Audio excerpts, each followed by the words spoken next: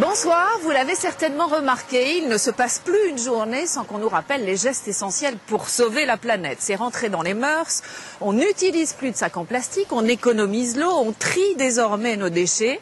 Et pourtant, il y a en France un scandale écologique aux portes de nos villages. Une pollution invisible, inodore, indétectable. Regardez ici, on est au bord d'une rivière, un paysage plutôt bucolique, a priori rien d'anormal, sauf si on a un compteur Gégère.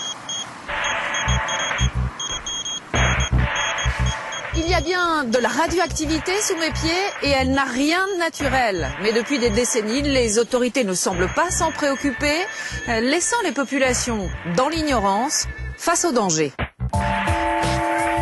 Dissimulé un peu partout en France. Saturation du radiamètre, 15 000. Là, c'est dangereux. Utilisé pour construire des hangars, remblayer des routes ou des parkings. Pendant une demi-heure, on a déjà un risque qui n'est pas négligeable. Dans plus de 25 départements, 300 millions de tonnes de déchets radioactifs ont été abandonnés sans aucune surveillance, ou presque. Je prends une carte de crédit de mon portefeuille. Voilà, ainsi de protéger. Entre 1945 et 2001, les mines d'uranium françaises ont fonctionné à plein régime pour l'indépendance énergétique et nucléaire du pays. Mais quel est l'impact sur la santé des riverains ou des mineurs? J'ai remarqué que dans les anciens collègues, plus y va, c'est des cartons. Pendant des années, les politiques ont ainsi abandonné tout contrôle sur ces déchets de l'industrie nucléaire. Il y a un mélange permanent des genres entre contrôleurs et contrôle. Multipliant même les tours de passe-passe législatifs pour évacuer le problème. On est où là? On est où? Dans l'Union soviétique ou on est en France? On est dans une dictature ou on est dans une démocratie? Malgré les rapports alarmants et la mobilisation de quelques citoyens, depuis 30 ans, rien n'a changé et rien n'est fait pour trouver une solution. Attendez, là il y a un truc qui va pas du tout dans ce pays.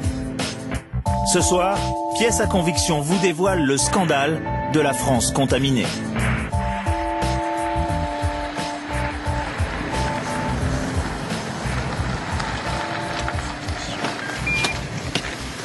Notre enquête commence à Gueugnon, en Saône-et-Loire. Nous sommes ici à quelques mètres du stade de football. L'équipe de la ville s'appelle les Forgerons. Les soirs de match, tous les supporters viennent ici. Pourtant, l'un des deux parkings sur lesquels ils se garent est contaminé, radioactif.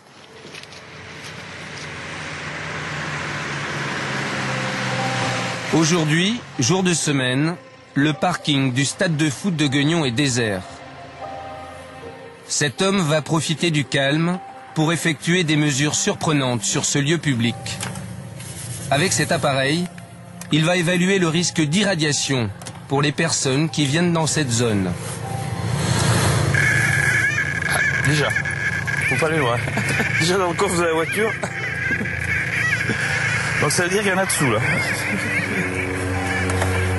Christian Courbon travaille pour la CRIRAD, le seul laboratoire français indépendant de recherche et d'information sur la radioactivité. Mon appareil indique qu'il y a de la radioactivité là sous mes pieds. Je vais aller vérifier un peu plus loin quand même pour voir si c'est la même chose partout.